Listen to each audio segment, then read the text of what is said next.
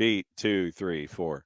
So it's time for Bart Keeler to hang out with us on a Wednesday as he's avoiding work, and he is preparing for one of the main reasons that Prem and Proper has not been issued this week, because for those of you that play fantasy, we got multiple games and multiple teams. We got 2 matches here today in the Premier League to try to get everybody back up to full song. So how you feeling? How you feeling, Bart? Nervous.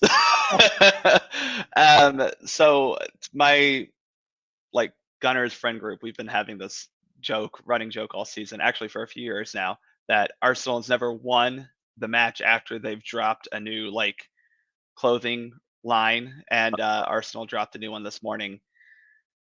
So I'm not feeling great. Not feeling fantastic here, John. Especially given that I think we did this the last time before we played Everton, and that did not go well for us. So that is making me nervous. Other than that, I'm feeling good. All right. So since we spent hour number 1 on Stadia down here, I know that we need to talk Concacaf, and I know that we need to talk about Canada soccer. So that is definitely on the table before we go. But since we spent hour number 1 on Stadia down here, what specifically, as you rub your hands together, did you want to address when it comes to size and capacity and location and who's playing way out of their geographic footprint and all the stuff that we've been talking about in hour number 1? Where did you want to start, sir? I mean, first off, stadiums are my very weird nerdy point. I just could go forever on them, but from an MLS standpoint, I think you're dead on that anything below 25,000 is not going to be good for your future. There are a few exceptions. I think San Jose, their 18,000 seat stadium is pretty okay. And they obviously have a whole end zone to expand on. I know they'd have to lose the bar or whatever, but they could expand that if needed, but they're also not filling it up. But there are 17 stadiums in MLS that have a capacity less than 25,000. Mm-hmm. That to me is not fantastic for the long-term growth of the league. That's more than half of the stadiums in your league that aren't at that kind of not a minimum threshold, but it should be you should be aiming for 25,000 for your overall capacity, because what that allows you to do is then you sell out some games that are 25,000. That's fantastic. You're not going to get that every game. I get it. Shooter, I 1,000,000% disagree with you, man. I think that you are at a point where 15,000 is great for Louisville. That's great for Sacramento. That's great for, Indianapolis is building one that's even bigger than that. So 15,000, what does that get you? You're talking about the top level soccer league in a country of almost 400 million people, in a lot of metro areas that have millions and millions of people, and you're unable to get a quarter of a million people to come to your not even quarter of a million, whatever. I don't do math. Whatever. 25,000 people to come to your event every week. That's not great. I agree that 67,000 or whatever, that's not going to do it. That's not my point. 25,000 is not a hard number to reach if you try. And I think, John, you talked about this with Red Bulls, and maybe you talked about this with San Jose, but the trying part, are you trying to get people there? Because that's a whole different strategy or a whole different discussion. But I don't know. MLS is the new stadiums, St. Louis, Austin, Columbus. St. Louis is the largest of those at 22.5, right? That's disappointing that they put themselves at such a disadvantage. Alex, great point about Bournemouth too. That has put them at some financial disadvantages in the past. No doubt. 11,000 sounds really cute, and that's quaint, and that's a great little fairy tale story that Ryan Reynolds and Rob McElhenney will share to FX. But is that actually going to get you money on a day in and day out basis? I mean, think about John. You probably have heard this, but before the last 10 years, if you were a college sports program, an athletic department, most athletic departments, at least that I knew of up to 10 years ago, that's the last time I stopped really looking at this, was most of them did not turn a profit whatsoever. Right. Even with all the donations they brought in, right? They just weren't turning profits. The ones that did had a very, very, very simple formula. Have a 90+ thousand seat stadium, fill it 6 times a year. Yep. And you take that program and it trickles down into the successes of the other athletic programs that you have, hopefully, or at least you're filling the capacities there. Right. And so something that if you're MLS and you want to grow, and growth for MLS right now means spending more money on players. Mm-hmm. That's to me where we need to focus most on, because growth is not we have more teams. Growth is how do we get more people watching our sport so that we can spend more money on the product, right? And that's a kind of a chicken and egg question, to be quite honest. But if you're limiting yourself to 20,000 seats, that's really not a lot of ticket revenue, right? Now, obviously, 5,000 more seats is not a significant amount, but that is when you extrapolate that over 17, 18 games out of the season. So that's my point, right? You need to be able to give yourself the capability to make more money by just having more ticket seats to fill, meaning more tickets to sell. Yeah, and I mean and I think that there are markets where, and like we said, we were talking to Dylan about NYC. The NYC fan base might just be 25,000, and having to combat that. Okay, so if there is a larger demand, if 25,000 is the sweet spot for NYC in an interborough in an in-borough live, work, play environment where you want to control all of the revenue, and that's the other part of this too that we haven't even gotten into. You have owners that want to control every aspect or as many aspects of revenue as humanly possible. That's why in the lower divisions you have these live, work, play environments that are these multi-use facilities where you see what's going on in Statesboro. You see what's going on in Chattanooga. Lexington is trying to do the same thing. Greenville is trying to come up with that kind of a stadium. You've got Milwaukee that's their plan with their new stadium. Des Moines, even to an extent, I mean, a bigger extent, Indianapolis, that's like literally what they're trying to do with 11 Park. You're right. I mean, that's opportunities for revenue. Look at the Atlanta Braves and how they've been able to increase their spending on players because of what they've been able to do at Truist Park and the complex around it. Yeah. So if you limit your capacity in one way, you have to figure out how to maximize revenue in others. Right. And that's what you're staring at these days, because teams and ownership groups and franchises and leagues understand the three-dimensional aspects of revenue and revenue generation. And I can't believe we're doing Econ 101 with Stadia here on the show, but that's what Wednesdays are for. That's pretty much what the show's for, period. But it's interesting right now as we analyze Major League Soccer, where we are in MLS 3.0, if you want to attach numbers to it. I think we're in 3.0. I think Atlanta United was a part of bringing 3.0 on board. We possibly might be looking at this as 4.0, John. I'm just saying. So we'll say, but yes, we're still at 3.0 for sure. So 3.5 with the expansion franchises. So we're at 3.5. With Apple TV and everything, absolutely. Right. So we're at 3.5 in Major League Soccer. It is now up to Major League Soccer to figure out how to maximize its presence, how to be sport number 4 consistently, and not just, when the National Hockey League is not in their playoffs. And David, we'll get into the National Hockey League in just a little bit because that's a sore subject for me and always will be. You have to have these markets that embrace what's going on. I worry about Austin. I worry about St. Louis because you're the newest guys on board and you're at 20 and 22 for your capacities.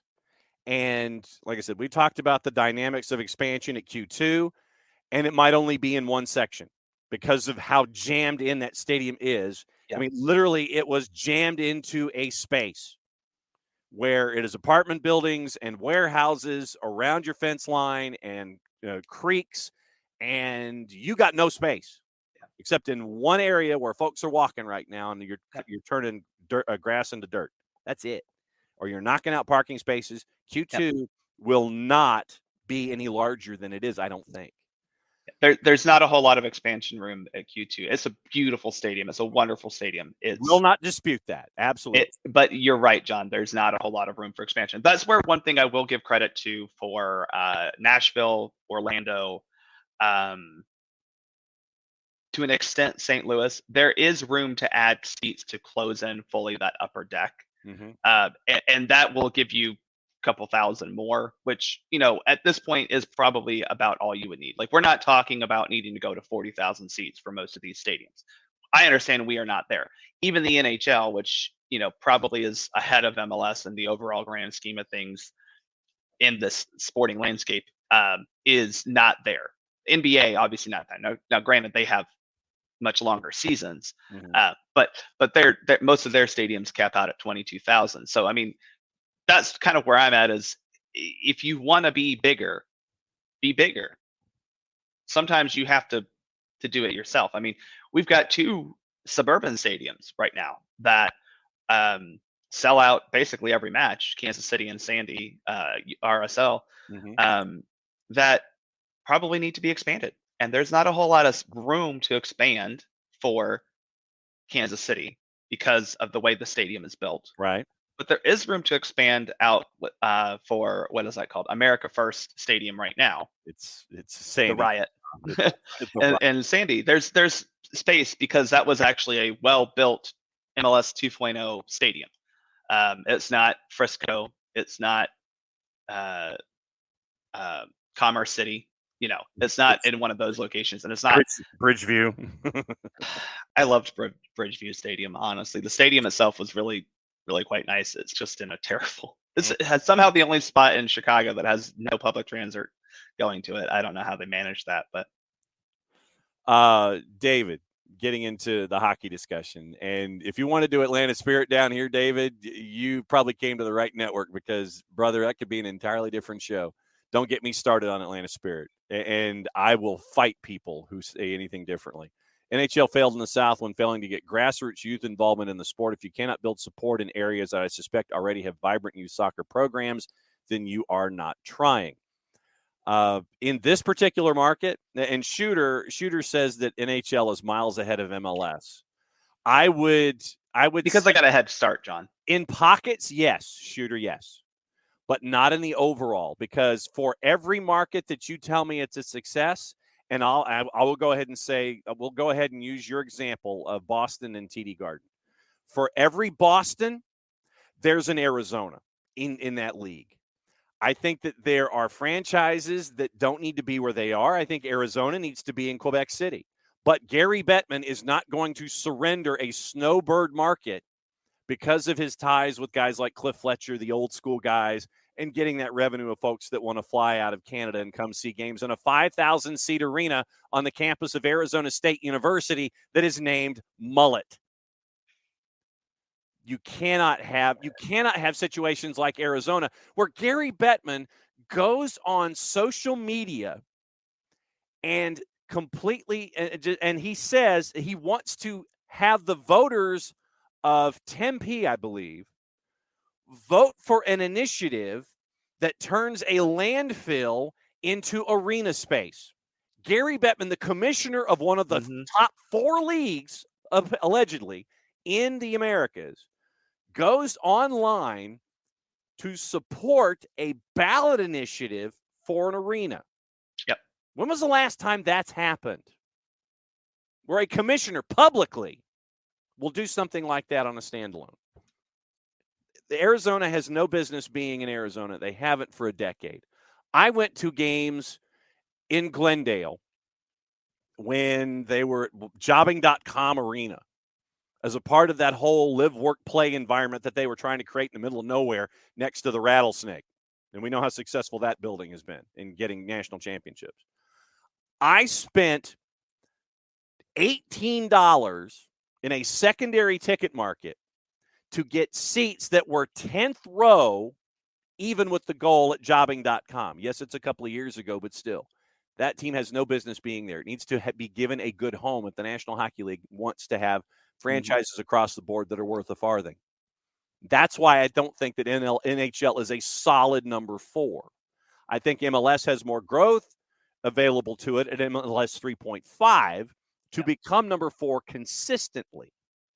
So I think that's where we are here with this shooter. I mean, I want to David's point, though. I mean, yes, you need good youth development and youth engagement systems. Absolutely. That's part of it. But again, if you want to open yourself up to more revenue, a 25,000 seat stadium is a great way to do that. Mm-hmm. And you're embracing yourself with everything. And Florida Panthers will talk to Sean Vergara about what's going on in South Florida with the Florida Panthers. I mean, their capacity, depending on if they suck or don't, that's when people go see them in Sunrise. Absolutely. All right. So Stadia down here can go forever. All right. I know that there were some other things you wanted to talk about. Concacaf made our heads hurt yesterday.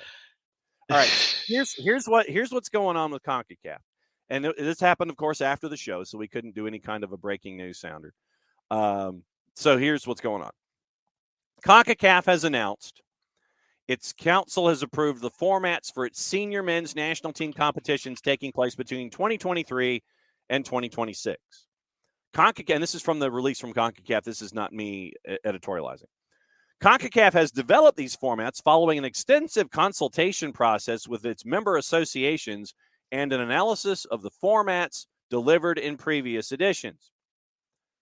Concacaf Nations League, introduced in 2018, first edition in 2021. That was your opening paragraph. The second edition is currently in progress, with the last group stage matches taking place in the upcoming March 2023 window. Matches will determine the 4 League A winners that will advance to the CNL finals to be played in June, and the 24 teams that will qualify for Gold Cup prelims and group stage to be played between June and July 16th of this year. Beginning with the 2023-24 edition, which commences in September, the competition's format has been revamped. That's the verb that CONCACAF used to include more direct. 2 editions in, we've already changed it all. Yeah, absolutely. More direct elimination matches that will qualify teams to continental summer competitions. The 23-24 edition will provide the qualification route for CONCACAF's 6 competing teams. In the 24 Copa America, the 24-25 CNL will qualify teams for the Gold Cup. The format for the next 2 editions will be as follows. I feel like I need some kind of a game show music underneath me. The competition will continue to be played in a 3-league format, A, B, and C. The region's 41 men's senior national teams will be distributed into the leagues according to the results of the preceding CNL edition. League A, 16 national teams, group stage and quarterfinals. It's been expanded from 12 to 16. New quarterfinal round has been created. Translation, more revenue. Group stage play. The 12 lowest ranked League A national teams, based on CONCACAF rankings, will be split in 2 groups of 6 and will play in a Swiss-style league system with each team playing a total of 4 games, 2 at home, 2 away. After the group stage play, each group will first and second place finishers, 4 teams in total, will advance to the CNL quarterfinals. Well, they will join the 4 top-ranked League A national teams based on the CONCACAF rankings as of March. League A's new quarterfinal round, played in a home and away format, with the aggregate score winners in each quarterfinal matchup advancing to the CNL finals. Specifically for the 23-24 CNL, the quarterfinal winners will qualify for the 24 CONMEBOL Copa America. Further details are available below. Okay, let's pause right there. So the big change here. Wow. John, the big change here is that we went from what is now a 12-team league of 4 groups of 3 to a 16-team league where you have 2 groups of 6 competing in the group stage in a Swiss league style, meaning they will not play all of each other. While the top 4 CONCACAF teams, basically the teams that make the final this year, will get a bye to that quarterfinal. Yeah. So this actually, if you're a US fan, is a positive. Okay. Tell me why. Because we're not bogged down.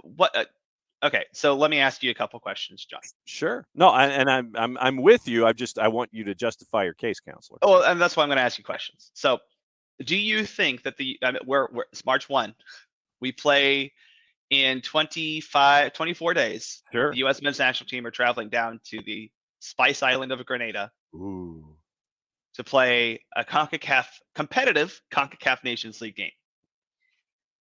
Do you feel that's really a competitive game that is going to give these players any sort of actual learning experience? That should be a no, counselor. Okay.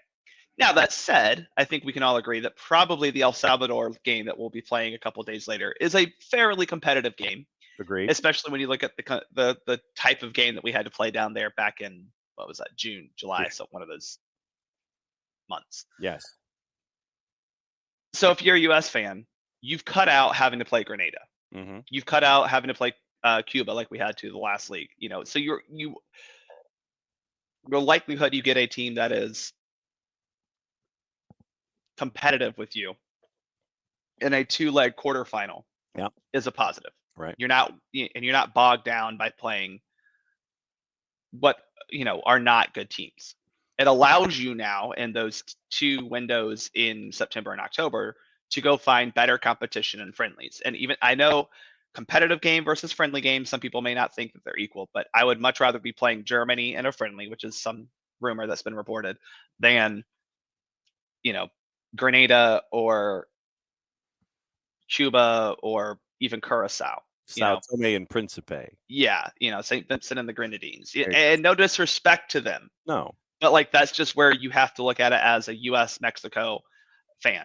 Canada still needs the competition because they're not as good as they think they are. But for the US and Mexico, these are positives. And to be quite honest, you're looking at US, Mexico, Canada, probably Costa Rica, all getting that automatic bye to the quarterfinals. Well, those are the teams that qualified for the World Cup. Are you really telling and have, by the way, 3 of those teams consistently qualified for World Cup since 1990? I have seen some criticism of all these competition formats, but specifically of the Nations League, saying, oh, well, this isn't fair to the lower teams. And I would argue that it is. Sorry. It's going to give you teams that are more at your level, still give you competitive matches, which means that your FIFA ranking will increase. Because that's one of the big reasons that CONCACAF did this, is you want more competitive matches so that you get more points in that FIFA ranking. But for the US, Mexico, they're not really benefiting that much from these Nations League group games. And we can benefit more by playing a team like Germany, England, Netherlands, Spain in a friendly, because we have a chance to even a team like Chile or Belgium. Those are just better games than what you're going to get in a Nations League. So this is a positive. And also, we now know the qualification path for Copa America, which if you're the US, Mexico, Canada, Costa Rica, you really like your chances to do that, because not only do you have this quarterfinal tie that if you win it, you qualify automatically, but then you have a playoff against another team that lost a quarterfinal. Again, you got to like your chances with that. Yeah, so Copa America qualification, as Ricky has said, it is 4 League A quarterfinal winners, 2 winners of a CONCACAF Copa America play-in, single elimination matches played March 24 in a centralized venue between the 4 League A losing quarterfinalists. Gold Cup qualification, CNL from 24-25 serves as qualifying competition for 25 Gold Cup. Further updates regarding the qualification process will be announced in due course. Thank you, CONCACAF. And then the CONCACAF qualifiers to 26. FIFA Council announced 3 World Cup hosts automatically qualify. FIFA confirmed the CONCACAF has allocated a further 3 direct qualification berths, 2 intercontinental playoff berths. Accordingly, including the 3 hosts, CONCACAF can have up to 8 participating feds at the next FIFA World Cup. Qualifiers will not include Canada, Mexico, and the U.S. Played between, it really should be played among CONCACAF's other 32 FIFA-affiliated member associations. First round starting March of 24, second round June of 24, June of 25. Fall of 25 for the third round with the 12 member associations and 6 match dates. My head hurts. Yeah, and unfortunately with the World Cup qualifying, like that was just going to be a little bit topsy turvy because we have the 3 guaranteed qualifiers, and now we get 3 to 5 more, which is kind of cool. I mean, that's good, and I think this does set you up for the qualifying. It does give teams like Costa Rica a very good direct way to qualify that should not give them a whole lot of problems. It gives you now teams like maybe Jamaica or another Caribbean team that we desperately need to raise them up. And this is, again, the goal of CONCACAF is not to make the U.S. and Mexico better, it's to make all of their teams better. And there are Caribbean nations that should benefit from this. And it's odd what Twitch decides to asterisk out in any given situation. The word losers got asterisked out in the Twitch pitch on the actual the rundown, where I can see what the actual word is and what's going on Twitch. And the word losers got starred out. Before we go, we talked a lot about yesterday what's going on, the great work by Rick Westhead at TSN and the Canada soccer situation. Frankly, I'm waiting for April, which is technically now next month, where I'm guessing there's going to be a strike involving the Canadian women's national team. Yeah. And it's going to get really messy. But if you're looking at it from the perspective of the women's national team, you have a gentleman who is no longer in charge at Canada Soccer as a result of all of the uproar and outrage. Yeah, I mean, Canada Soccer, the French Football Federation, both their presidents resigned over issues clearly stemming from the management of the women's national teams. And if you're the French Federation, you've got a women's national team that, quite honestly, has underperformed. And the reason it's underperformed is because of you. Yeah. I mean, you have not supported the women that you have that probably should have won a World Cup by now. Canada is the flip side, where the women's team has clearly succeeded in spite of the federation support. Yeah. I'm very curious to see, and Coco brings up a good point. Like, again, we go back to the fact that the men's team has also had issues with Canada Soccer. This is not exclusively a women's national team issue with Canada Soccer. I mean, I was reading on Twitter the other day by a lot of Canada fans are just concerned about where is the money that Canada Soccer should have got. Yeah. Because they haven't paid the men's players the way, at least on the schedule, they should have. They clearly haven't paid the women at all. Yeah. Where's your money? And that's just what I keep going back to with Canada is if I'm like, because they had a sum and national federation kind of partnership the way that U.S. soccer used to have. We can debate how some affected the men's and women's national teams, but from a financial standpoint, it was a pretty good relationship. Would you not say, John? Yeah, it was. And that's clearly not happening north of the border. No, the current deal with Canada Soccer Business is $3 million a year. And then if there's anything over that, then I think CSB got to keep that revenue. So it was a $3 million flat fee. And as we were discussing yesterday with what Rick Westhead was saying on TSN, tsn.ca, and follow R. Westhead on the Twitters for all this kind of stuff. Very, very good investigative reporter. The trip involving and the matches against Brazil for the Canada women's team, basically they were living, they were hand to mouth. And you cannot have this. You simply cannot have this kind of activity going on with national teams. You had to have a benefactor basically say, okay, tell you what, I'll foot the bill for the trip. You can't have that. Where is this money going? Who has it? And what has been done with it? Yeah. And that was a kind of a sad revelation. It's somewhat similar to the Jamaica women's team basically being funded by Bob Marley's daughter. Yeah. But even to a greater extent, it's sadder in Canada because there's just more money there. Jamaican Federation, we know, has money issues because, again, they have similar issues with not being able to play their men's. Ask Andre Blake how he feels about them. But Rich, that's the point, right? Like they have been broke. I mean, again, to go back to a much earlier point that I made about, athletic departments in college, a lot of federations are nonprofits, so they're not running a money-making business, right? Canada Soccer was broke because they had no real revenue stream. And then you had a Canadian men's team go on a great tear through qualifying. You had 7 home games in qualifying. You had a women's team win a gold medal at the Olympics, and then you did nothing to really parade them around the country, which could have been a money-making opportunity. And that's kind of where we're wondering is, yeah, y'all used to be broke, but you just had a big influx of cash. And again, it's not like any pay scale has significantly changed, but you're still unable to pay the players, even though you just got a lot of money. Yeah, and you've got this executive council for Canada Soccer that has direct ties to the Canadian Premier League. Yep. And it took Christine Sinclair and saying, and basically shoehorning a press conference in and saying, hey, we're going to start a Canadian Women's League. Yeah. Just independently, they're like, we're going to do it. We're bringing in sponsors, and we're just going to, forget whatever else you're hearing. We're just going to go ahead and start a league. Which, again, I want to underscore, there wasn't. It's not like with U.S. soccer, you kind of had some of these like WUSA, you had iterations of at least an attempt, right? No, you just didn't have any.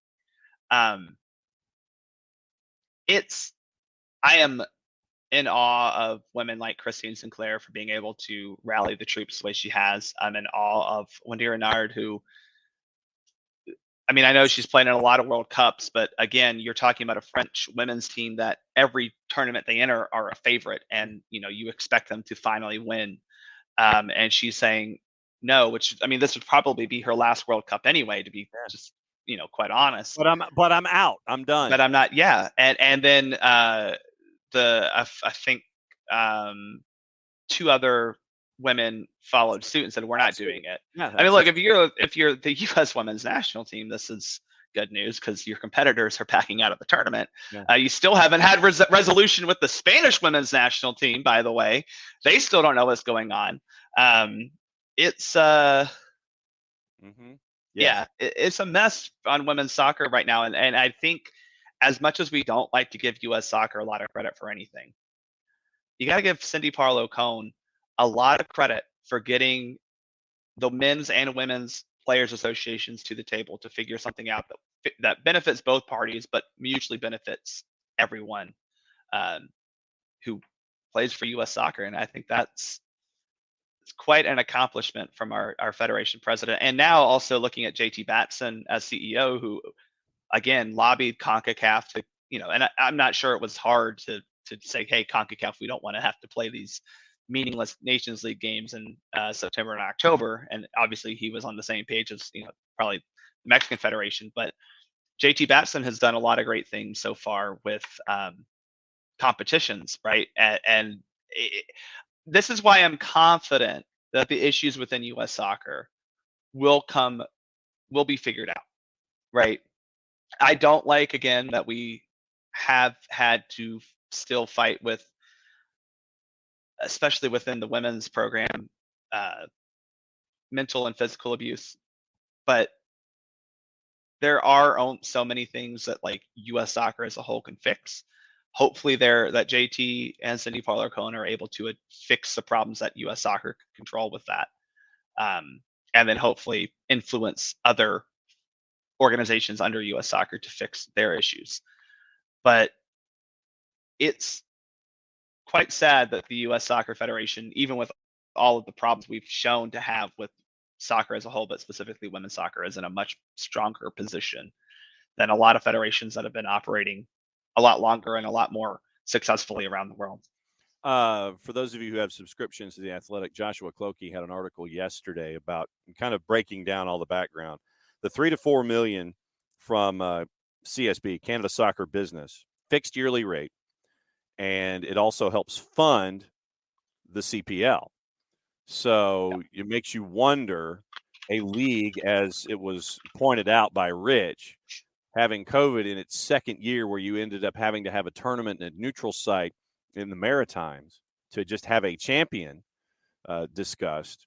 it didn't help the league. And FC Edmonton, I think, is on life support right now. I think that they are on the verge of either folding or trying to find a new owner, or both, as you're trying to introduce a new franchise into the Vancouver area. Remember the press conference and this was something that completely slipped my mind. Clokey, in the article that he writes yesterday, remembered the press conference where Nick Bottas said that the men's team proposal for a new contract was untenable at the time that it was offered. So, it's just awful what is going on up there with Canada Soccer. And then there actually is a piece of breaking news. Charmaine Crooks has been named acting president of Canada Soccer, 5-time Olympian. According to Clokey, Crooks could use her experience to bridge the gap between the frustrated women's and men's national teams and the board and CSB. So requested reading is the Clokey article about the Bontis resignation.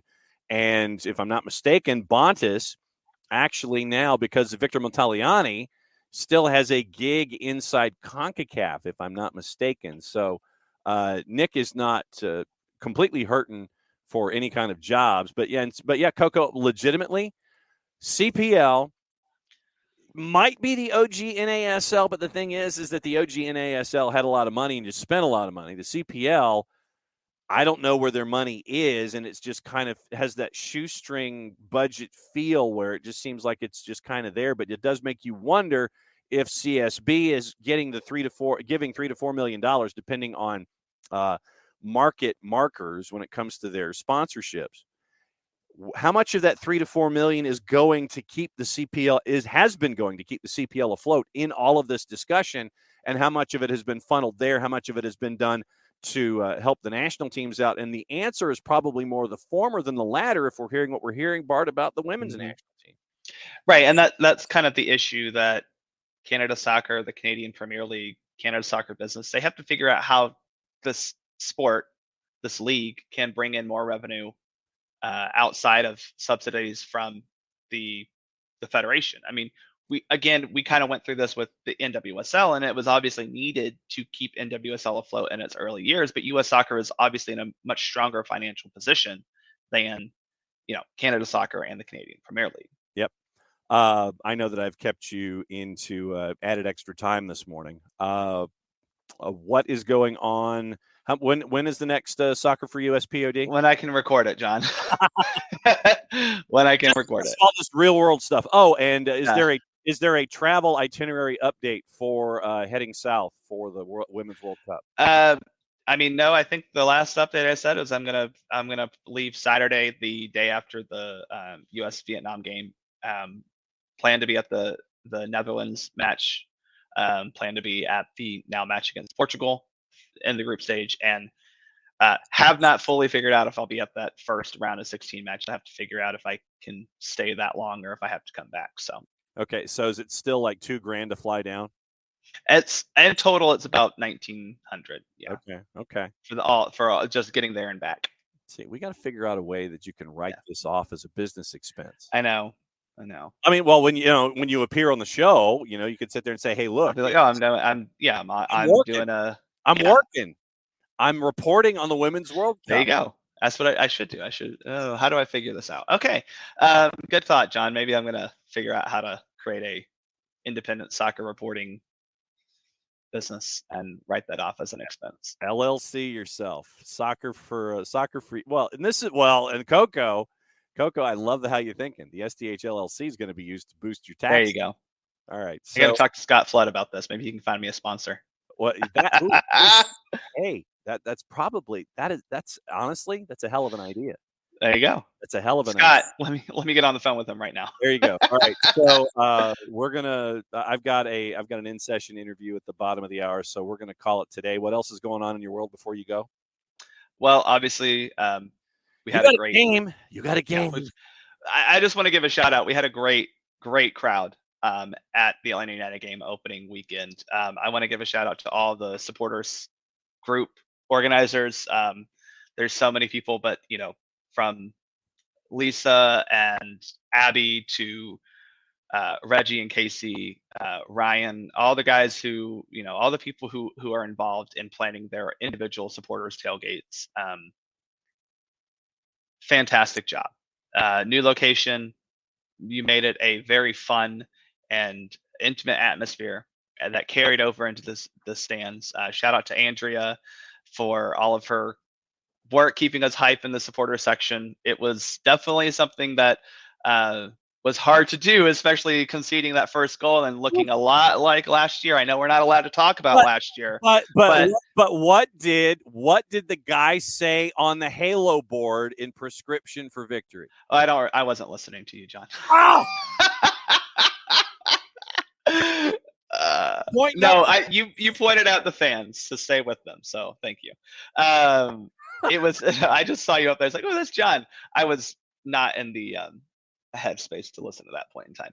But it was a great day. It was such a wonderful return to soccer, especially kind of merging the hope of a new season with the fears of what we've kind of had to endure the past 3 seasons of just, frankly, again, not being a very good team. It was nice to see everyone and be back in action. There you go. So Bartimus Prime 19, SoccerForUS POD, both on the Twitters. We got to figure out how we can finance Bart's trip down to Australia, New Zealand. Hey, dude, I'm serious. I mean, I'm serious. That's a conversation we probably. I know. I'll ask Scott. I'll be like, hey, who can sponsor me? Kickoff Coffee. There we go. Basically, that's what we're saying. So Bart's going to go back into the real world. Thanks to him. Thanks to Dylan Butler. Thanks to y'all for doing Stadia down here in hour number 1 and everything else that has been going on. That's what Wall Pass Wednesdays are for. And that's what it's all about. It's about having fun, talking topics, talking Atlanta United, talking about the world of soccer, because this is Soccer's morning show, and you guys make it that every single day. So we'll be back tomorrow morning, 9:05, to talk about stuff. That's the official term. So since it is the end of the show, for Jason, for Jarrett, for Nick, I'm just John. And once again, everybody, thanks for hanging out with us. Mucho Platiel, play it safe. And since it's the end of the show, that means I get to do this. We'll do it again tomorrow morning, 9:05.